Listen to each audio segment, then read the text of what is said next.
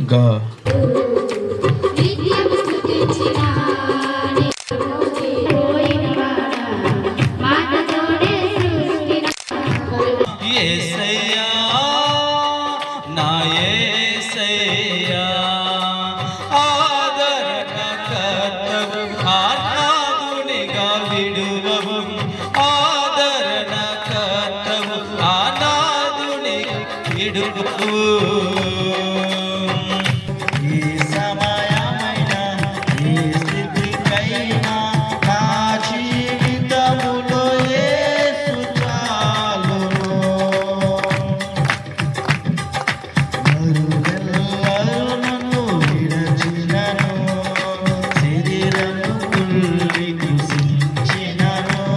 నీతిమంతులను జ్ఞాపకం చేసుకుంటా ఆశీర్వాదం అనే పదం కూడా చాలా మంది సందర్భంలో జ్ఞాపకం చేస్తుంటారు. ఈ వాక్యం తీను మనకు సుపరిచితమైనటువంటి మాటలు, మనకు సుపరిచితమైన మాటలు. నీతిమంతులను జ్ఞాపకం చేసుకుంటా ఆశీర్వాదం.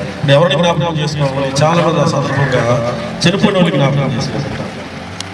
అంటే మనిషి చనిపోతే మాటలు, ఇది చనిపోతే ఎముకలు అంటారు కదా. మనిషి చచ్చిపోయాడు అనుకోండి మాట, ఇది చనిపోతే ఎముకలే వెళితే అంటారు కదా. ఒకటి జన్మదినం కంటే మరణ దినమే మేలు అని ప్రసంగి మాట్లాడుతారు. సో ఈ విధంగా చూసినట్లయితే ఈ సందర్భంలో ఎవరిని జ్ఞాపకం చేసుకోవాలంటే, చనిపోయిన దేవుని దగ్గరికి వెళ్ళిపోయిన మా పెద్దమ్మని జ్ఞాపకం చేసుకుంటే ఒకరికి ఒక రాదు ప్రయోజనం, అందుకంటే లేదు. రేపు నేను చచ్చిపోయినా నన్ను జ్ఞాపకం చేసుకున్నా ఏ ఒక్కరికి ప్రయోజనము ఉండదు. మరి ఎవరిని జ్ఞాపకం చేసుకుంటే మేలు అంటే, పాపంలో నుండి, శాపంలో నుండి, దోషంలో నుండి, నరకంలో నుండి తప్పించిన నజరేయుడైన యేసుని జ్ఞాపకం చేసుకుంటే మేలు. హల్లెలూయా. ఎందుకంటే నీతిమంతులు ఎవరండి? ఎవరిని జ్ఞాపకం చేసుకుంటాం? ఎల్లం నచ్చక్కర్లేదు, పోలమని పోడక్కర్లేదు అంటారు. పోలం నీ పోలం. హల్లెలూయా. అంటే సామెత అంటే అందరూ ఒకటే అనడానికి ఉద్దేశంగా ఈ పర్యాయ పదాన్ని ఉపయోగిస్తారు. ఎల్లం నచ్చక్కర్లేదు, పోలమని పోడక్కర్లేదు.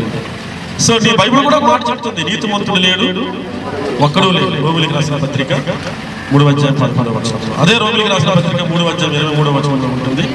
ఏ భేదం అంటే అక్కడ చిన్నని, పెద్దని, కులమని, మతమని, రంగని, రూపని, పుట్టని, పొడవని, చదువులేకపోవడం, ఉద్యోగస్తులని, నిరుద్యోగం, ఇటువంటి ఏ భేదాలు, ఏ భేదము లేదు. అందరూ పాపం చేసి దేవుడు అనుగ్రహించి మహిమను పొందలేకపోతున్నారు. అందరూ పాపం చేశారంటే అందులో పోలం పెద్దం కూడా, అందులో జాకోబు కూడా ఉన్నారు, అందులో మీరు కూడా ఉన్నారు, అంటే అందరూ ఉన్నారు. మరి ఇప్పుడు ఎవరిని జ్ఞాపకం చేసుకోవాలి? మనిషి బ్రతుకు మారాలి, మనిషికి ఆదరణ కలగాలి, మనిషికి ఆత్మ సంబంధమైన బలం రావాలి అంటే ఎవరిని జ్ఞాపకం చేసుకోవాలంటే యేసును మాత్రమే జ్ఞాపకము చేసుకోవాలి. యేసయ్య కూడా అంటాడు, ఆయన అప్పగింపబడిన రాత్రి నన్ను జ్ఞాపకం చేసుకోవడానికి మీరు ఇలాగా చేయాలి. ఆయన జ్ఞాపకం చేసుకుంటే మనకి ఎన్నెన్నో పదాలు గుర్తొస్తాయి. ఆయన ఆశ్చర్యకరుడు, ఆలోచనకర్త, నిత్యుడగు తండ్రి, బలవంతుడగు ప్రభు, సమాధానకర్తయగు అధిపతి, ఆయన రాజుల రాజు, ప్రభువుల ప్రభు, సృష్టికర్త, రక్షణకర్త, జగత్ రక్షకుడు, మనందరి యొక్క అపరాధముల కొరకు కలువరి శిలువలో ప్రాణమును సైతం పణముగా పెట్టుకున్నవాడు. మచ్చుకో మాట పెడుతున్నాను, ఆయన జ్ఞాపకం చేసుకుంటే ఒక రకంగా చెప్పాలంటే ఆత్మ సంబంధంగా మనం ఎంత బలాన్ని పొందుకుంటామో. మచ్చుకో మాట ఇస్రాయేలు 53:1 చూడండి. ఆయన ఏ స్థితిలో ఉండేవాడు, ఏ స్థితికి మారిపోయాడు, ఆ స్థితికి గల కారణం ఏమిటి, అలా మారడానికి గల కారణం ఏమిటని జ్ఞాపకం చేసుకోవాలి. 53 మేము తెలియజేసిన సమాచారం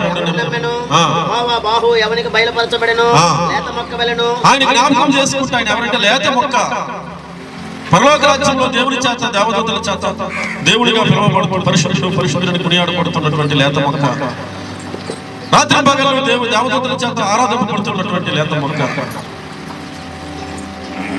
పాపము లేని, శాపము లేని, దోషము లేని, కయ్యాలు, దయ్యాలు, రోగాలు, స్వార్థం, అసూయ, కక్షలు లేని అనిత్య రాజ్యంలో ఉన్న లేత మొక్క.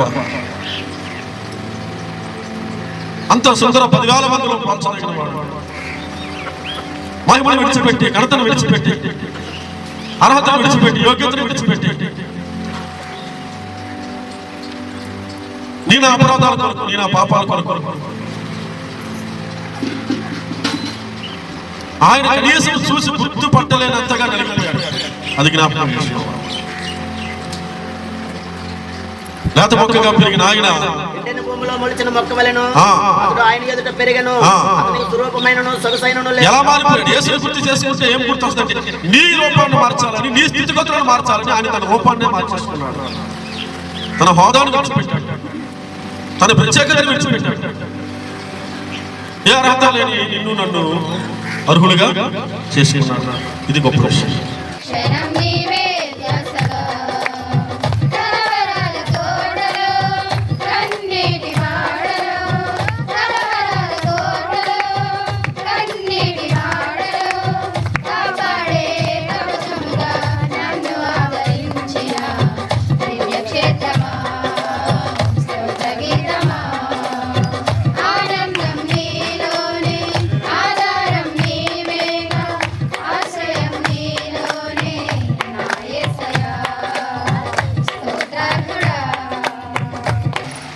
నా దగ్గర వేరెవ్వరూ పనికిరారు, అన్నిటికంటే నన్ను ఎవ్వరూ ఆపలేరు అని మరణం మాట్లాడుతూ ఉన్నాడు.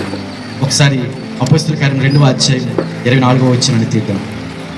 కాబట్టి అన్నిటికంటే బలమైనది మరణమైన నేనే అని మరణం మాట్లాడుతూ ఉంటుంటే ఆ మరణంతో మాట్లాడుతున్నాడు యేసయ్య. మరణమును బంధించుట అసాధ్యం. యేసుని బంధించుట మరణమునకును అసాధ్యం. మరణము ఆయనను బంధించుట అసాధ్యము. మరణమును గెలిచిన, మృత్యుంజయునిగా తిరిగి లేచిన యేసయ్య సమస్తానికి అధికారి అయి ఉన్నాడు, ఆధిపత్యం వహిస్తా ఉన్నాడు. ఆ మరణమును జయించిన యేసును మనం కలిగి ఉన్నాము. అందుకంటున్నాడు భక్తుడు తెలియజేస్తా ఉన్నాడు. యెషయా గ్రంథము 25వ అధ్యాయము 8వ వచనంలో మనం చూస్తున్నట్లయితే అక్కడ ఆ మరణమును బంధించిన యేసు, సజీవుడైన బలము కలిగిన దేవుడు ఇక్కడ మాట్లాడుతున్నాడు మనిషితో. మరెన్నడూ ఉండకుండా మరణమును ఆయన మృంగివేయును. దేవునికి స్తోత్రం. ఇప్పుడు ఆ మరణం అనేదే లేకుండా, అది అంటున్నాడు యోహాను సువార్తలో, మరణము నుండి జీవములోనికి మనము దాచి ఉన్నాం. కృతజ్ఞతార్పణలతో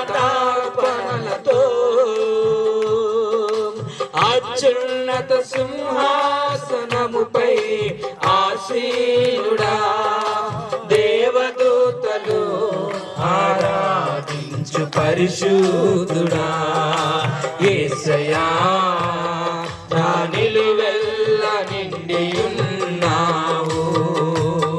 నా మనసారని సన్నిధిలో సాగిలపడి నమస్కారము చేసేదా. ప్రసంగి 7:2 చదువుతారు ఒకసారి. ప్రసంగి 7:2.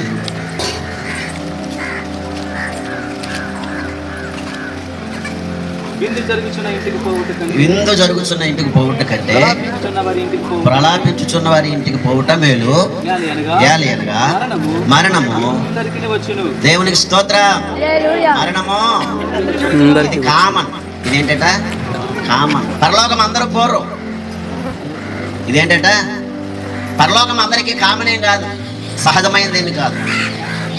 భూమి మీద మనుషులందరికీ మరణం అనేది సత్యం, అందరికీ తెలుసు. రేపు చనిపోతాం కాబట్టి ఈరోజు నీతిగా బ్రతుకుదాము.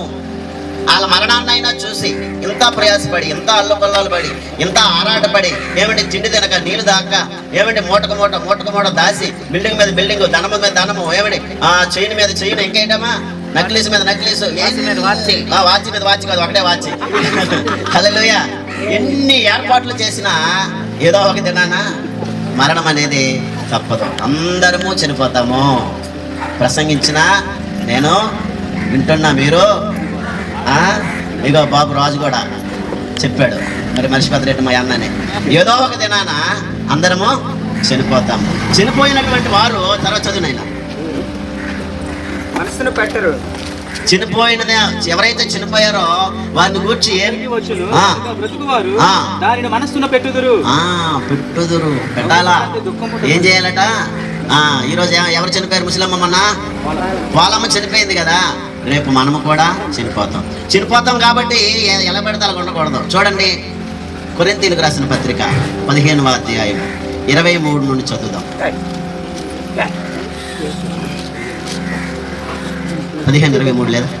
ప్రతివాడును ఫస్ట్ కొరింథీ ప్రతివాడును తన వరుసలోనే బ్రతికింపబడును. తన వరుసలోనే బ్రతికింపబడును. ప్రథమ ఫలము క్రీస్తు. ప్రథమ ఫలము క్రీస్తు. తరువాత క్రీస్తు వచ్చినప్పుడు ఆయన వారు బ్రతికింపబడుదురు. ఆయన వారు అంటే క్రీస్తు వారు బ్రతికించబడతారు. అటు తర్వాత ఆయన సమస్తమైన ఆధిపత్యమును సమస్తమైన అధికారమును బలమును హల్లెలూయా. ఈ భూమి మీద రేపు చనిపోతాం కాబట్టి ఈరోజు మరణమును జ్ఞాపకం చేసుకొని మంచిగా బ్రతకడానికి మనం ఇష్టపడితే, నీతిగా దేవుని వాక్యానుసారంగా బ్రతకడానికి ఇష్టపడితే ఆయన వారిని మొదట ఆయన బ్రతికిస్తాడు. హల్లెలూయా. ఆయన వారిని ఆయన మొదట బ్రతికిస్తాడు. తర్వాత జరగవలసిన కార్యక్రమాలు జరుగుతాయి. ఆయన వారముగా మనము ఈ భూమి మీద ఉండాలి. ఎవరి వారముగా? చర్చికి వచ్చిన వాళ్ళందరూ ఆయన వారు కారు. ఎందుకు కారంటే చుట్ట ఇంకా మానలేదు. చర్చికి వచ్చిన వారందరూ ఆయన వారు కారు. ఎందుకంటే ఇంకా సారా మానలేదు. చర్చికి వచ్చిన వారందరూ ఆయన వారు కారు. ఎందుకంటే ఇంకా వ్యభిచారం మానలేదు. చర్చికి వచ్చిన వారు ఆయన వారు ఇంకా చాలా మంది కారు. ఎందుకంటే ఆయన వారు ఎలా ఉండాలంటే, నేను పరిశుద్ధుడును గనుక మీరును పరిశుద్ధులై. పరిశుద్ధత లేకుండా దేవుణ్ణి చూడలేము. పరిశుద్ధత లేకుండా పరలోక ప్రవేశం లేదు. పరిశుద్ధత లేకుండా దేవుని ఆనందము, దేవుని సంతోషంలో మనము పాలిభాగస్థులమై ఉండలేము. కొంతమంది ఏమనుకుంటున్నారు, అదే 15వ అధ్యాయంలో ఏమంటున్నారు చూడండి. 32 చదువుతారా? మనుష్య రీతిగా నేను మృగములతో పోరాడు రీతిగా నాకు లాభమేమి? మృతులు లేపబడని ఎడల. ఎప్పుడైతే మృతులైనటువంటి వారు ఏదో ఒక దినాన లేపబడతారనే నిరీక్షణ మనకున్నది. కొంతమందికి ఏం లేదు, చచ్చినోడు తక్కిడో పిక్కడో, చచ్చినోడు లేతాడో లేవడో. కాబట్టి చాలా మంది నమ్మడం లేదు. ఒకవేళ అలా నమ్మకపోతే ఏం చేస్తారట, రేపు చనిపోదము కనుక తిందము త్రాగుదము మోసపోకుడి దుష్ట సాంగత్యము మంచి నడవడిని చెరువు. ఎవడు చూశాడు రా పరలోకం? ఈ పాస్టర్లు చూసి వచ్చారా? ఈ వాక్యం చెప్పిన వాళ్ళు చూసి వచ్చారా అని చాలా మంది తిని త్రాగి ఏం చేస్తున్నాడట, ఉదయం లేవంగానే సారాతో మొహం కొడుకోండి. ఏంటన్నట్టు మొహం? చాలా మంది లేరు ఏటో మరి ఇక్కడ. మందుతో మొహం కడుక్కొని మరలా సాయంకాలం మందుతోనే పొద్దు కూర్చున్నటువంటి వారు చాలా మంది ఉన్నారు. వాళ్ళకి ఏమనిపిస్తుంది అంటే, ఏమైనా బతుకున్నప్పుడు అనుభవించాలరా? ఏమనిపించాలి? బతుకున్నప్పుడు వాళ్ళకి ఏం లేదు, నిరీక్షణ లేదు. వాళ్ళకి ఏం లేదు. యేసుక్రీస్తు ప్రభువారు ఈ లోకానికి వచ్చారు, మనందరి పాపముల కొరకు చనిపోయారు, ఆయన మరణించి తిరిగి లేచారు అనే నిరీక్షణ, విశ్వాసము లేదు. కాబట్టి వాళ్ళు ఏం చేస్తున్నారంటే, ఈ లోకమే శాశ్వతం అని చెప్పి ఈ లోకంలో అడ్డదిడ్డంగా బ్రతుకుతున్నారు. ఎలా బ్రతుకుతున్నారట? అడ్డదిడ్డంగా. యేసుప్రభు నమ్మకం ముందు ఎలా ఉన్నారు, యేసుప్రభు నమ్మిన తర్వాత కూడా అలాగే ఉంటున్నారు. వారు చేసిన క్రియలను బట్టి వారు ఇప్పుడు సిగ్గుపడడం లేదు. నిజంగా యేసుప్రభుని ఎరిగితే, నిజంగా యేసుప్రభు యొక్క విశ్వాసంలో పాలిభాగస్థులమైతే, రక్షణలో పరిశుద్ధతలో పాలిభాగస్థులమైతే, మునుపటి మన క్రియల విషయమై ఇప్పుడు సిగ్గునొందిన వారమే. ఏంటట?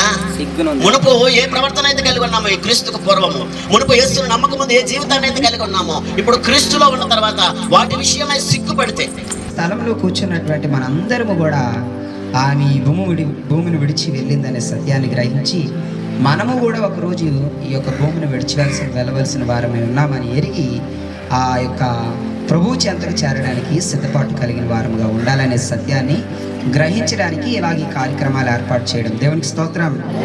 ఏమంటే మరి జ్ఞాపకార్థంగా కార్యక్రమం పెట్టుకొని భోజనాలు తినేసి వెళ్ళిపోతే అయిపోతుంది. కానీ ఎందుకు ఇలా ప్రార్థన పెట్టించుకోవడం, ఎంతమంది సాకులు రావడం, మాట్లాడడం దేనికంటే ప్రతి ఒక్కరూ మరణం తర్వాత వారి జీవిత సత్యాన్ని తెలుసుకోవాలి. దేవునికి స్తోత్రం. ఆ సత్యమును తెలుసుకున్న నిమిత్తము బైబిల్ ఇలా ఒక మాట సెలవిస్తూ ఉంది. కీర్తనల గ్రంథము 16వ అధ్యాయము 3వ వచనం. 16వ అధ్యాయం 3వ వచనం.